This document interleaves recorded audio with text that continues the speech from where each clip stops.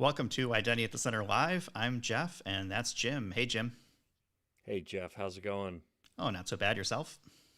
Hey, living the dream, man. I was thinking about it. I'm really literally living the dream. I mean, this industry that we're in, identity and access management, it's so cool. It's so fun what we do. I mean, there's new challenges all the time. Every year it gets a little bit different than it was the year before. So many cool people out there who are willing to share information as evidenced by, the podcast increasing in popularity Mhm. every week. For those of you who don't know, we have a podcast, audio podcast. You can find it in whatever podcast player you use, or go to our website, idacpodcast.com. Um, yeah, it's just so evidenced by the number of folks who are downloading, subscribing, and evidenced by the fantastic guests that we're getting on a weekly basis. Um, it's just so many people out there who are willing to share their knowledge and share their time to, really benefit the industry and benefit other people. So I think that's really cool. Yeah, it is pretty cool. Let's we've been pretty fortunate. Get lots of good guests, lots of good conversations. We had one this week with Upendra Mardikar from Snap Finance, someone who's been in fintech basically. I want to say almost his entire life, but worked for a lot of big companies and certainly had some interesting perspectives when it came to like customer identity. So we recorded that let's see, a couple days ago. So that goes live on Monday, February 14th. So we hope you love that episode. How's that for a tie-in for Valentine's Day? Yeah, there you go. Valentine's Day episode. Yeah. That's why we get paid the big bucks for those clever kinds of segues and intros. I think it's for other reasons, but okay, we can go with that. Right. So I teased on Twitter when I put the announcement out there that we're going to go live in a couple minutes here, that we're going to talk about what's good enough. And I think this is a question that has really kind of come up a lot in a lot of the conversations you and I have been having with some of the folks we've been talking to. And, I don't think it needs to be any more complicated than that. What's good enough? And when do we know we're done? We'll never be done. But when are we going to be done for now? Because I think a lot of times this plays back into strategies and roadmaps and budget planning when it comes to identity and access management. So, how do you get as far as you really should be going? Because you can certainly get distracted by a whole bunch of shiny bells and whistles off to the side if you don't have good, rigor and focus. So that's where we're going to start things. So maybe you want to kick us off, Jim, and we can just have a conversation around that.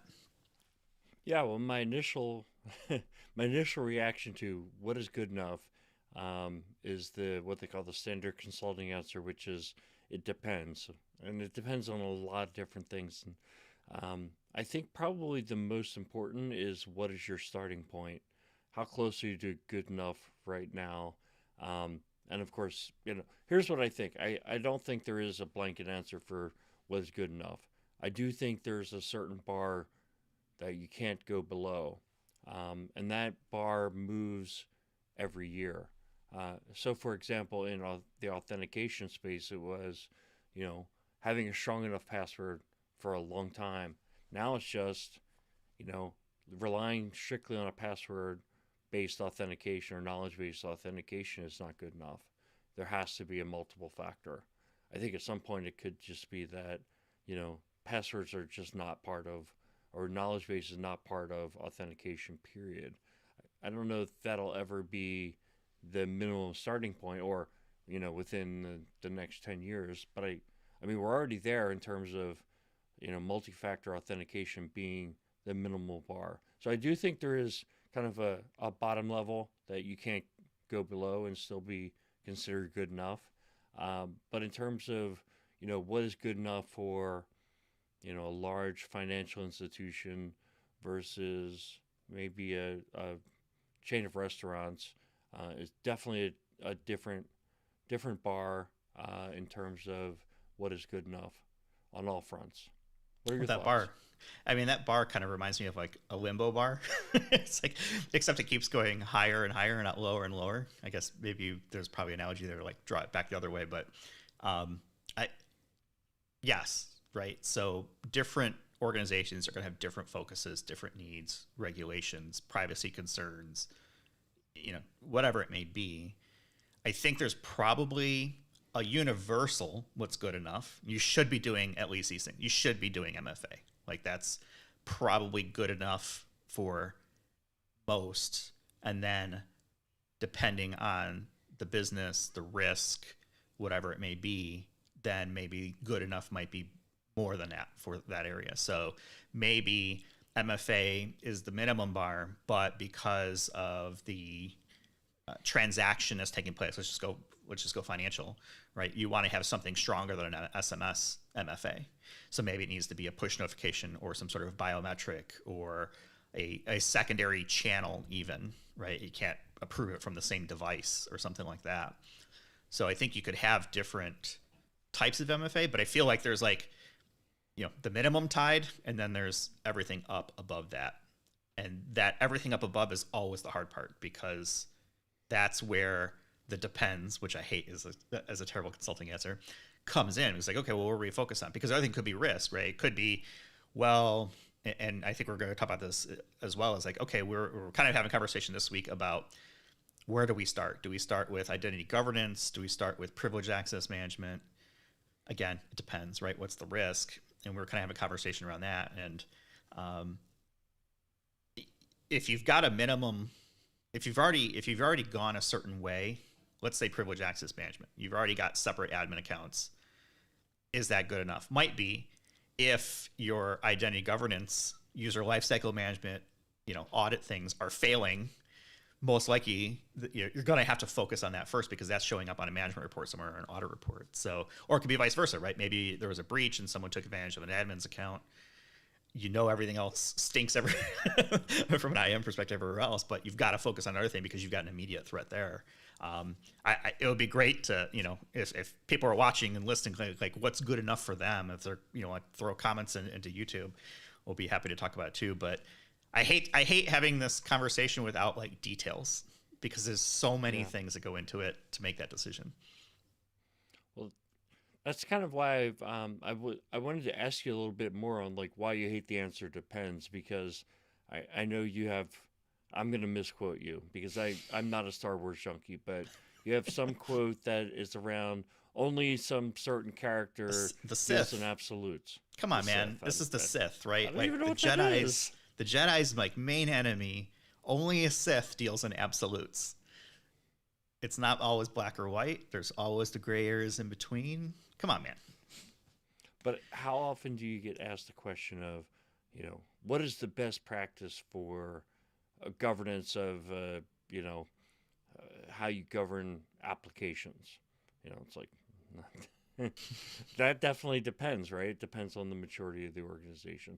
Or you get all these questions around, okay, what is best practice for how many roles the organization should have? I think if you just want to throw a number out there or try to answer a grayscale question with a black or white answer, you're going to pull something out of your butt. To some degree, but maybe it's not your butt you're pulling out of. Maybe it's somewhere else. I do think there's still minimum things that it doesn't matter what industry, what role you're in, that you have to have done. MFA is a great example. Being able to tell who has access to whatever that looks like, right? It could be manual. It doesn't mean you have to invest in a whole bunch of money into a tool to do it. As long as you can accurately answer that answer, I think that's it, right? I think you actually, even one more fundamental item is when you say who has access to what, you have to answer the what part. You have to have an inventory of what it depends on what you mean by the word what. Right, yeah. It's also who, right? That inventory that, a lot of organizations struggle with that. There's all kinds of ways to kind of track it, but so the question is, what's good enough? If it's on a piece of paper and it's written down, but it's accurate, in my mind, that's good enough. Now, If it's immediately out of date as soon as you write it and you don't have a way to keep that piece of paper updated, then yeah, there's probably some work to be done there. And maybe it's a point in time good enough, and maybe it moves forward. If it's something, let's say, like in the access management side, we've just instituted SMS after years of never doing MFA at all because of the pandemic, and now people are working from home, and we just put it in. And I think at this point everyone knows SMS is not the preferred MFA method, but it's still better than nothing. And maybe that's good enough because there's other things that are going on that need to resolve. Maybe that piece of paper that you wrote all your inventory down on is out of date already. So you're constantly playing this shell game where you kind of have to move things around. I think that's where that's why the conversation of like, okay, what's good enough is like, well, it changes all the time. So when you're thinking about your identity program, you've got to be able to adjust like that. You can't just say, okay, well, we're going to go 2 years really hard into MFA and access management, and we're going to go passwordless, and it's going to be great. And literally everything behind you is like that meme where the dog's sitting there is like, this is fine. Everything's on fire around you, but you got really good MFA. Good job, right? The risk everywhere else is out of control, but you can't be so myopic and narrow in your view that you're letting everything else burn because you're so focused on this one thing. I think it's one of those things where you're constantly building up all over the place and making sure you don't have any significant weaknesses in other parts of your identity program. You've got to be able to shift time, resources, budget, whatever it might be, because we see it. We've seen it over the last couple of years, right? We had Log4j, we had the was it Kaseya, breaches, things like that, where these things pop up. People all of a sudden are throwing all the resources to fix that. It's no different in the identity space or really anything. You've got to kind of play a little bit of a hot potato. Hopefully you don't have too many hot potatoes juggling though. Yeah. No, it's interesting when you're talking about writing it down. I was thinking about manual processes, and are manual processes good enough? I think manual processes can be good enough, but they have to be complete in order to be good enough, right? Yeah. If you're emailing for access, fine. But is there a paper trail then of who requested the access, when it was fulfilled? And is that being stored in some kind of local place, or is it going to be detective work to have to go through email boxes? Maybe people have left the organization. So usually when we see manual processes, they're not good enough manual processes. So, the answer ultimately has to be automation. And then I think when you get to a certain size of organization, if you're not automating processes, it's very unlikely that it's going to be good enough. And when I say good enough, I guess in this context, I'm talking about that it's under control, that you actually have a full workflow that is controlled, predictable, that there's a paper trail, things like that. And so, mainly where I'm talking about there is the onboarding, offboarding, provisioning of access. Yeah. Manual is fine as long as it works. And I think this is where, the size of the organization really plays into it, but also the strategy. The investment, so when we're talking about what you just talked about, really we're talking about identity governance, right? It's the user lifecycle management, onboarding, offboarding, all the changes in place. People asking for access, or maybe even doing self-service, those sorts of things. And manual is fine, like I said, as long as you can demonstrate that you've got the audit trail, the paper trail, the receipts, whatever you want to call it, to make sure that it happened as needed. The problem with manual is that it has got humans in it.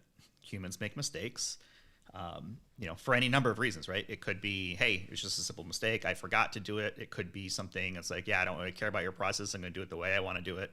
You guys figure it out, right? Those sorts of things. And it's also tough to scale unless that is your strategy. If your strategy is, well, we'll just throw more bodies at it, sure, you can power your way through it. You're basically brute forcing, attacking your identity, your user lifecycle management challenges, instead of leveraging potentially a tool that might be more efficient, et cetera. And at what point does that become no longer good enough? I think that's the question. Is like, okay, well, a lot of organizations are like, okay, well, we have let's just say we've got 10 people who do identity work, and maybe half of them are, assigned to ops, user, dealing with user access and things like that. Okay, now what happens when your workforce grows and all of a sudden those 5 people becomes 6 and 7 and 8 and 10? That's expensive and takes more time, becomes more convoluted, et cetera. And I think that's where organizations struggle with that, making that decision. Okay, well, when do we invest in IGA, for example? Is it when we have a certain number of users? Is it when we have a certain number of admins or analysts that are having to do this full time? And maybe it's not even a full time job. Maybe this happens all the time, right? It might be someone's part time job to do it, and they find that it's taking up more and more and more of their time, which means other things are suffering. They're not keeping up with patches on software or enhancements to drive more efficiency on workflows or whatever it may be, et cetera. I think that's the calculus that goes into figuring out, okay, what's good enough? Because what's good enough, in my mind, isn't just a technology decision. It's business process, it's people, it's all kinds of stuff that goes into that. I think there's a certain breaking point where you start to have systems that don't integrate well from a modern application perspective. Because I think if you have like a SAML IDP, you can get a far way along in terms of securing that environment if you have cloud applications. So if your entire portfolio is in the cloud, then I think you can get much further along, and you can really go much further along with those user numbers. Well, If you have a theoretically, lot of yeah, all this is in theory, right? I think that though, if you have an on-prem infrastructure and you have servers and VPNs and things like that, I think a SAML IDP is only going to get you so far. And I think once you reach a certain size, I think that threshold is somewhere 400 or 500 users, but there's more complexity to it than just the sheer number. You have to, have the automation to make sure that people aren't retaining access after they leave the organization, things like that. And I think I think a very small organization, even under 50 people, can justify having a SAML IDP, something that's going to do single sign-on with multi-factor authentication for all the cloud applications. I don't think there's no excuse to not have that today. I mean, let's be honest here, right? It's built into Microsoft, it's built into Okta, it's built into Ping. Like, everybody is pretty much supporting that at this point, right? Right. That's right. And yeah, I mean, if you're 5 users or something, you're that small of a company, maybe not. I think it doesn't take long until you can really justify it. I think there is a cost factor, though. I mean, but that's the thing. SAML IDP, I think, is relatively cheap enough that you can leverage it, even a very small user base. I think at 50 users, I wouldn't see an organization going into IGA unless they had a terribly complex environment. More than likely, that number, it's got to be north of probably 150 users. Again, I'm not dealing in absolutes here, right? There's more factors at play. But that's where you might start considering. But I still think it's going to be a very expensive proposition at under 500 users. If you look at it from a per user perspective, I think you could very easily get into the space where on a subscription basis, you're spending $300-400 a year per user. Break that down, that's $30-35 a month. That's more than you're going to pay for your Microsoft Office 365, which would be email and all your productivity tools. So spend that much money just for identity administration, just for the tool, not the implementation, not the running of it. To me, that's a pretty big pill to swallow. And if I'm making the IAM decision for that organization, I've really got to see that I can't keep up. Now, if I'm in a position where I can improve my manual processes, maybe bring some additional folks on board to keep up with things, within what I can see is happening from a growth perspective, that might make more sense. If I'm in a situation where I have a managed service provider who's doing the administration I could take on some more cost there. And I have to do a cost analysis, right? If the cost of doing it manually is getting anywhere close to what it would cost to automate, I should really move to automation. Yeah, I mean, I think so. You mentioned like, okay, the cost per user for something like an IGA or privilege access, it doesn't really matter, right? There's a cost per user no matter what software, because everything is going subscription now. So that's just kind of the world we live in. Even on-prem software is going subscription. So for those who haven't, embarked in that wonderful world yet, get ready. Your sales reps for your softwares are probably coming for you with a subscription deal instead of a perpetual license at some point. But the way I look at it is like, okay, what's the offset, right? Because we don't just spend money to spend money. So are we spending it to improve our risk, by reducing attack surface, reducing manual efforts? Is it an efficiency play? Is it a usability play? $400 a year for a user to get and we're just throwing numbers out there, right? But for full life cycle management, automated onboarding, offboarding, access requests, having the capability to know who has access to what and do access reviews and things like that. That sounds pretty cheap to me, because what's that going to cost from a human effort to actually do all that stuff manually? Small organization, yeah, it makes sense. But if it's more people, now you're trading, okay, well, maybe do we spend 100K per year, let's say $100,000 on IGA? What is the price it would take for a human being to do that work and to do it as effectively as an automated tool? And I think we should probably just stick with like just a software cost, because everything's going to have an implementation cost. So there is a startup fee, and that's kind of like the startup, right? It's you've got to get implemented, of course, but once you've gotten it implemented, it should be going right. So you're not paying for those implementation services, hopefully, unless that's part of your plan, is just keep improving and adding capabilities and things like that. So if I had a choice between, well, do I hire 2 people and salaries will be different no matter where you're at, versus spending 100K or even 200K on IGA, but knowing that if I hired 2 people, there's still the human element there, which means potential for human error. I lean towards like, okay, well, let's take the more to my mind, the less risky route, which is, yes, it's more money, but it also reduces our risk. Yeah. I think there's a couple ways to look at it. I think you're making a compelling case. I think one of the ways to look at it is, well, first off, if you're a CISO of a smaller organization, you're going to be judged first by, are you getting the job done? That's more important than, how little bit of money you're spending. But if you are working with, it's kind of a zero sum game, and like, here's your budget, here's how much you spend, is, where do you put those eggs? Do you put it in access management, IGA, or privilege access management?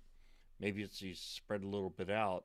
And of course, obviously it depends on the size of that budget.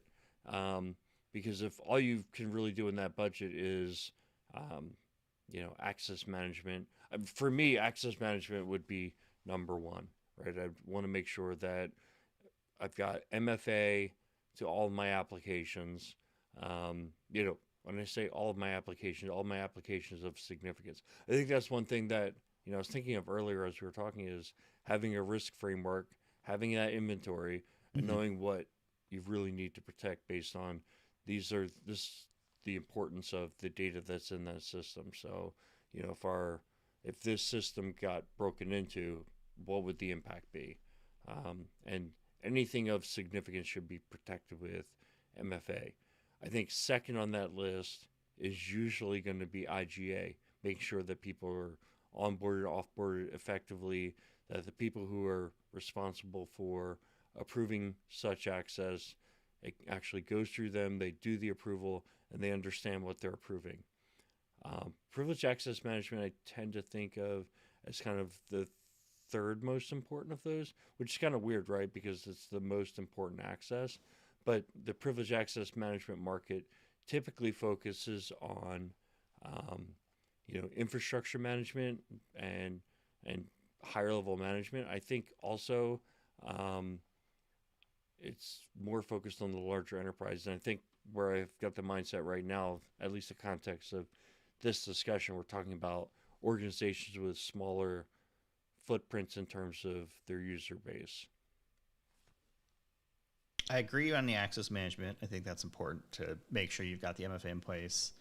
I think I tend to lean more towards the privilege access management as second, even for the smaller organizations, because of that risk. Like, we had these conversations with folks out there, and okay, well, do you rotate your passwords when one of your admin leaves? Probably not.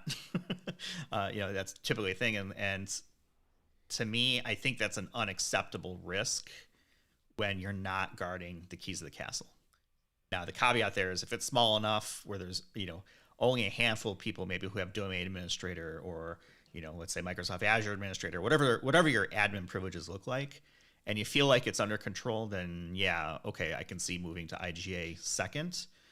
But if you don't have rock solid processes to make sure that your privilege access is maintained and goes away at the right times and all that good stuff, or even that's being used appropriately, that's where I think you start with a small investment on the privilege access management side. I don't think you go the full kit and caboodle and say, okay, we need to do vaulting and approvals and session management and session recording and behavior analysis, right, and all this other fun stuff. I think you take it only so far, then you pivot to something else like IGA maybe on the user lifecycle side.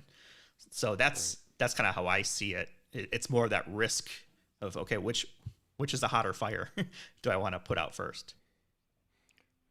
Yeah, I kind of feel like with access management, there's only so much that you can accomplish from a manual perspective, right? You really need a tool. There's just no way around it, but other Right. than having a tool. I think IGA or privilege access management, you could potentially put good manual processes in place. I do think there's a breaking point. So I was thinking earlier as we were talking about, okay, well, 200 people, you might be able to manage the identity administration processes sufficiently. You might be able to use a ticketing system or things like that, and create that paper trail, ensure that you have approvals, and you might be leveraging a tool that your organization already has. I think you can do kind of a similar thing with privilege management and using some um, password vaults. So that's on the low end. But I think once you get to a certain number of users, certain number of use cases, certain amount of complexity, whether it's from the amount of infrastructure you have or the amount of accounts that you have, it just becomes impossible to manage that manually. Even with having good manual processes, keep up with it. I mean, I've worked with organizations that they have a large stake in manual processes still running, and they have thousands of users. Mm-hmm. They never work well. They never work well. They have all kinds of controls where they're uploading things, and it's always the biggest pain point for the end users because they wait and they wait until the manual process can go. Manual processes are prone to error, and they work okay with small numbers of users, but when the user count grows or the complexity grows, you start to see the shortcoming of manual processes. Yeah, and I think there's plenty of organizations out there that get by just fine doing manual stuff. It's not a risk. It's not a concern. They've accepted the risk, and it is what it is. They don't want to make the investment into tools to solve whatever it is. I was thinking here, what would manual access management look like? Like if there was like somebody walking over and like logging into an app for you and then walking away. Is that what manual access management looks like? Yeah, the only thing I could think of manual access management looks like is you're relying on the native application for whatever its security controls are for authentication, for example. And you can try to say, hey, we're only going to pick applications that support strong enough authentication. But you still there's if you centralize around an IDP and someone loses access in the IDP, they lose access to all the applications they had.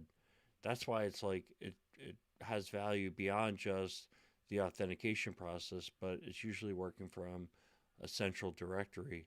If you're doing a good job of managing who's in that directory and who isn't, then you get a lot of extended benefit by cutting access to the applications off for those people. Yeah. I, I think one of the challenges you see though is people go out and they buy SaaS apps or they subscribe, whatever, and the SaaS apps don't support some sort of single sign-on mechanism. They don't support, SAML integration or even an OpenID Connect, integration with a company's IDP, and you end up with you're still in the same boat where you got multiple passwords you're juggling, and then maybe even multiple MFAs that you're having to juggle based off of that, or log in with Google, right, or Facebook or LinkedIn or whatever any of these kind of public social IDPs look like. That's the challenge I sometimes see on the access management side is you've got the business who wants to go out and buy the tool that they want to use. IAM doesn't have a conversation, or security or whoever, to say, hey, have you thought about how this would integrate with the rest of our portfolio of capability and services? What's the risk if someone goes off and signs up for a thing, puts, sensitive data in there and we don't know about it, and we have no way to control the access to it anymore. So when that person leaves, or if that person's account gets breached, or it's part of another breach at that service provider or whatever it looks like, then you really don't have much you can do about it. It's out there at that point. So yeah, I think we were having this conversation, I think it was yesterday, and it was like, okay, how do we pull all of these apps that are currently not configured for, a single sign-on approach into the single sign-on approach that already existed? Some may support it, some may not. If you have two apps that are out there that, I don't know, pick examples, but like you got one app that does the certain function, or you've got two apps that do it. One is SSO capable and the other one is not. This is, I think, where the identity team comes in and says, hey, you really should be using this SSO capable one, assuming all the other features and things like that are equivalent, because it does line up from a strategy perspective. And that's why shadow IT is so hard for a lot of organizations to be able to have that discussion. It's shadow IT for a reason. You don't know about it, right? Business goes off and does something. It's like, well, you should have picked this other app that does the same thing, and has, equivalent quality or whatever you want to call it. And now you're left out there with, okay, well, we have this great, SAML single sign-on OpenID, access management tool, and no one's using it because they keep picking stuff that isn't compatible with it out in the real world. Yeah, well, another challenge in this kind of same realm is you have an application that 5 people have access to, or 10 people have access to. Because when you have 1,000 people have access to something, it's a no-brainer. Yeah, like if it supports SAML, we're going to integrate it. Now you have an app that has 5 people, and I think you have that risk framework. Is it something that needs to be protected or not? But now, I think the one thing you're talking about is kind of industry SaaS solutions. So, specific to your industry, they may have the killer app for that industry, and they just are behind. They don't have multi-factor authentication. So I think that's just an area where you hopefully have an IDP technology that is capable of doing at least like a password replay type of function, and requiring that, whoever's the person who's responsible for managing access to that application create accounts for all the people in the group. Those accounts get logged into the IDP. So now you have to authenticate the IDP. So that means you have to be active. You have to have multi-factor authentication to get into IDP in order to replay your password against that application. It seems like a lot for 5 people. It's a lot of work, a lot of process, but... Well, what if it's the right 5 people or the right app? That's the risk part, right? Exactly right. That's the risk part. Yeah. I mean, I can see... I guess my default stance is everything should be integrated. Whether it's day one or not is the question. Because even if it's 5 people, if the app supports SSO, why not do it? It makes everyone's life easier. Doesn't mean you do it right away, though. There's other things that you need to get done first. But I think it still remains on the list to do. And when you get to it, you get to it. Now, if the priority on it changes because the risk factors change or whatever it may be, then yeah, you bump it up the list. But even if it's 1 person or 2 people, I would still look to integrate it because you don't know what the growth of that app either is going to be, right? Maybe it starts with 1 or 2 people and all of a sudden it takes off. Maybe it's something like Slack, right? It's like 3 people in an organization use it because it's a cool app, and all of a sudden, everyone's using it. And now at that point, it's okay, well, we got to scramble and get it bumped up on the list. So I think there's like a strategic play to it. It's like, okay, is this app strategic? Is this a test? I still think everything should be on the list from an integration standpoint. It's just how far down the list do you let it fall? I don't think it ever falls off the list, though. Yeah, I guess I'm not the only ones where I could potentially see them falling off the list is where it toes the line between personal access and business access. So let me say that might be like my Delta Sky Miles account. I Mm-hmm. do a lot of business travel, but those are my mile. I know. I mean, like if you go to, I think, Okta's website, right? Delta is going to be one of the applications that are supported for SSO. Yeah, it's an Do interesting you use want case. to integrate with them? Yeah. For what purpose, I guess, is the integration? And then how does, in this case, Delta divide their privacy and consent between the consumer and the business side of things? Well, let me spin the question back to you. So Okay. if I buy a password, a personal password vault, and give it to all my employees, do I then tell you you're only supposed to use this for company passwords? So don't put your AOL password in there. I'm sure you still have one of AOL. those. Yeah. No, but don't put your United. You would never do that, right?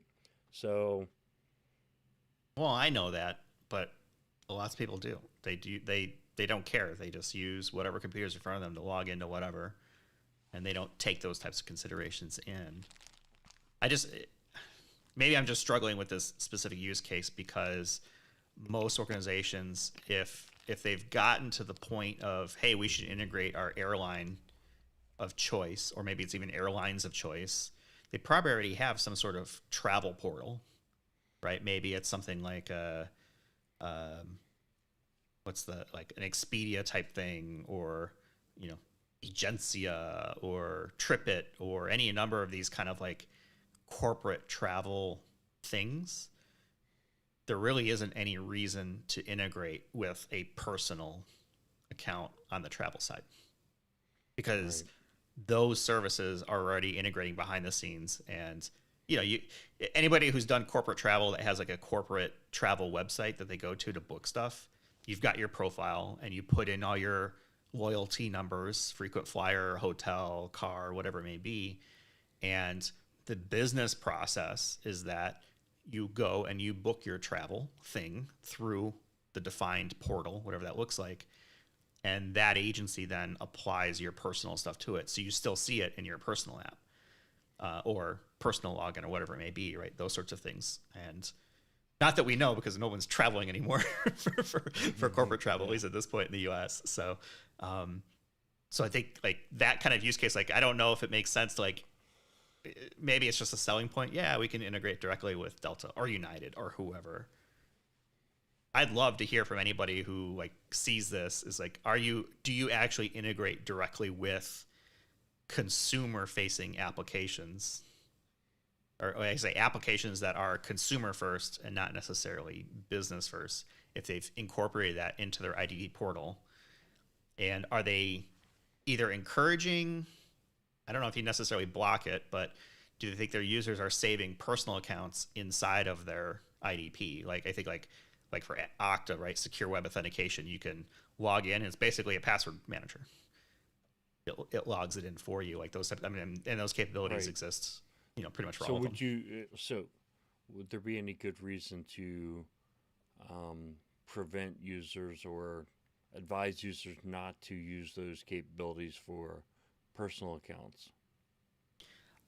Yes, because I would not want to be responsible from the business side if, I think you see this disclaimer all the time, right? This computer is for business use only, blah, blah, blah. Don't use it for personal. Incidental personal use is fine, but it's at your own risk.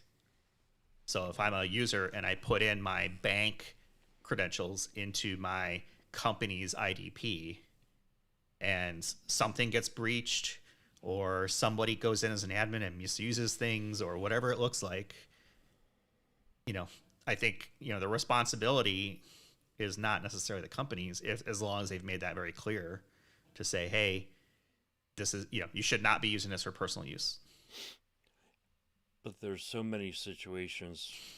What percentage of remote workers nowadays are using strictly company issued devices? I think lots are. I think they have to because of things like VPNs. So you can't put the True, VPN but there's on also other things. we know for a fact there's also a lot that Yeah. a lot of people who are using their iPad or their Surface that they bought to check their email when they're sitting on the couch. I mean, I think we've all worked for companies where they issue these laptops that are just not fun to use, right? Right. Yeah. And when you're sitting on your couch and watching TV and you want to be on email, you'd rather do that from your iPad. Yeah. If the company allows it, I think this is where the strategy comes in: is what devices do you let your users have that access to? I'm seeing more companies. It used to be kind of the Wild West, or no, it was completely locked down, or it was completely open. There really wasn't an in between.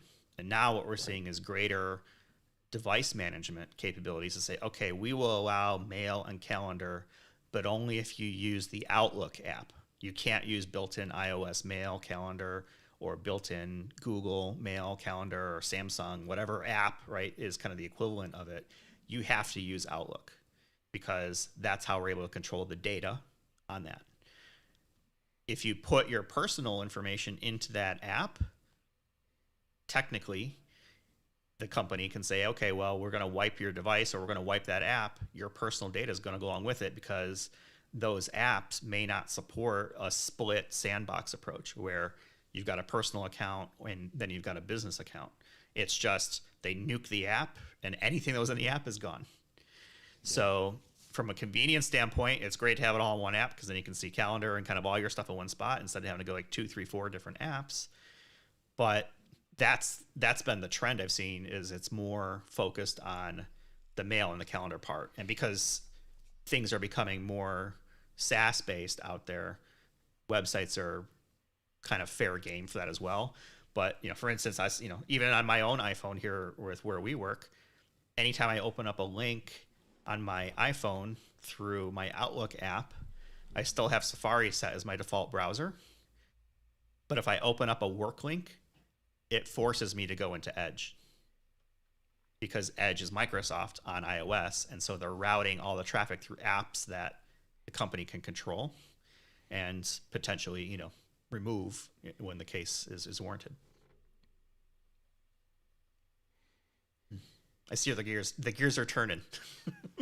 Yeah, the gears are turning. I mean, it's such a expensive topic. I think we could, maybe what we should do is take one of our future live streams and just kind of dive into devices in IAM because I think that they also can provide valuable context in the authentication process. Yeah, so for sure. I think you're bringing up a lot of key topics that are probably more generic IT, but also there's a whole track that we could take it from an IAM perspective. Yeah, I remember looking at a technology several years ago that was like the way you carried your phone as a biometric, right? It's like your walking cadence, whether you put your phone camera side down and in or camera side up, probably has to do with maybe the headphone jack, wherever that's located back in the old days when you had wires. And that was, a signal that could be used for authentication. I think it's an interesting spot for sure. there was a company that I talked to at the FIDO Alliance last year, headed up by Bhaskar Deo, and the technology that he had built out was basically a phone emitting a very, very high pitched sound that nobody could hear as an authentication signal, which I thought was fascinating. I was like, wow, that is pretty cool. Like, how does that even work? Like, what's the battery life implications? Like, what happens if you're playing an audio player? Does it still work? Right. Whatever that looks like. But I think there's plenty of interesting use cases for, your personal mobile device, whatever it looks like, to play a role in authentication for sure. But yeah, we should probably save that for a future episode. That's similar to that whole prox card idea with Imprivata in healthcare. That the doctors and the medical personnel would have a card with a chip on it that there's a reader that could see if it was in the proximity of the computer, and you'll automatically log them in or log them out based on them actually being there. Yeah. We had Brandon was watching, and he posted this kudos. So thank you very much, Brandon, for being part of this, and welcome to the wonderful world of privileged access management. My condolences at the same time. There is so much to do in that space, but yeah, thank you so much for watching, and hopefully that was helpful. I think, is that a good spot where we want to kind of leave it for this week? I feel like, let's see, we've been going for like 45 minutes plus, and I remember back when we started this in December of 2021, we're like, yeah, let's keep it like 10, 15 minutes. Now we talk too much, so now we're up almost 50 minutes, but I think that's a good spot. What do you think? I think I'd like to kind of plug a few of the upcoming guests for the IDAC podcast before we go. So you mentioned Upendra. Mm-hmm. We met with him this week. Fantastic conversation. Can I spoil something? Yeah, go ahead. Okay, so yeah, we were recording with Upendra on Wednesday, and we use a service to essentially do our our interviews, and it does local recordings, etc. And here's my challenge for folks who are watching this: if they can spot the point where Upendra's computer essentially crashes and he has to rejoin because of memory issues and so forth, I challenge you to find the spot that I had to fix and put together to make it sound natural. So I'm just going to throw that out there. If you're listening to episode 133, what did I call it? I called it Customer Identity with Upendra Mardikar. Try to find the spot where his computer crashed in the middle of the interview, and we had to kind of resync things back up. So that's my challenge. I mean, that comes out Monday, at one point, February 14th. Just so everybody knows, we were at one point thinking we were going to have to re-record the episode, which we've never had to do, right? I mean, 2.5 years going now. We've been really lucky. We've never lost a recording, yes, because almost every podcast I follow, they've mentioned, we didn't hit record or something like that. It's like, ooh, there's times I wish I'd hit record when we were doing like prep and stuff like that. I was like, man, this would have been great for the podcast. But yeah, we've been like extremely lucky when it comes to like technical things. Yeah, every once in a while you get like an audio dropout or some weird noise in the background. There's only so much me as an amateur can do on the editing side. But this was a challenge, and I'll give a shout out to Riverside.fm. That's what we use. They, the platform worked as expected, and saved our bacon from from me having to scramble and try to figure out what we publish on Monday. Shout out to Riverside. Shout out to Jeff. He's available for podcast advisory. That's what I've been saying. You should set that up as your side hustle. We've got Alex Fry coming back on the podcast. We're gonna record with him next week. It'll go live, I guess, on the 21st. Yeah, Alec is a cool dude, so we've had him on before, but yeah, I always like talking to him. Fry Identity, and he's a former comedian, and now he's with Transmit Security. So we're going to talk password. Can you say former comedian? I think once you're a comedian, you're always a comedian. Everyone's a comedian. He's got a great sense of humor. So and now apparently he's into BMX bikes, which I thought I knew what BMX bikes did because I had one when I was a kid, and then I went on YouTube and saw what people are doing with BMX bikes these days, and like they're basically riding them like those crazy skateboarders do, Mhm. and I'm like, what the heck, man? What the I heck? can't do it. But yeah, kids these days, get off my lawn. Get off your lawn. Yeah, then we've got 2 more episodes coming up. Would be Mike Fraser, CISO at Sophos, and then Paul Fisher from Cooper Cole. We've been wanting to get Paul on for a while, and we're going to talk about machine identities and where they belong in the identity fabric. So that should be a really cool episode as well. Yeah, and fingers crossed that everything comes through. Yeah, fingers crossed. All right, well, let's leave it there. Shameless plugs, but we want to let people know what's coming up. If you like this, do what Brandon did, hopefully, and hit that thumbs up, leave a comment, subscribe, notify. We're on Twitter at IDAC Podcast. We're on the web, idacpodcast.com. We'll have links to Jim and I on LinkedIn. We're always happy to talk with folks on LinkedIn and take ideas for shows and things like that. But liking and subscribing is the best way you can help us on this channel. And with that, hope everyone has a great one, and we'll talk with everyone in the next one.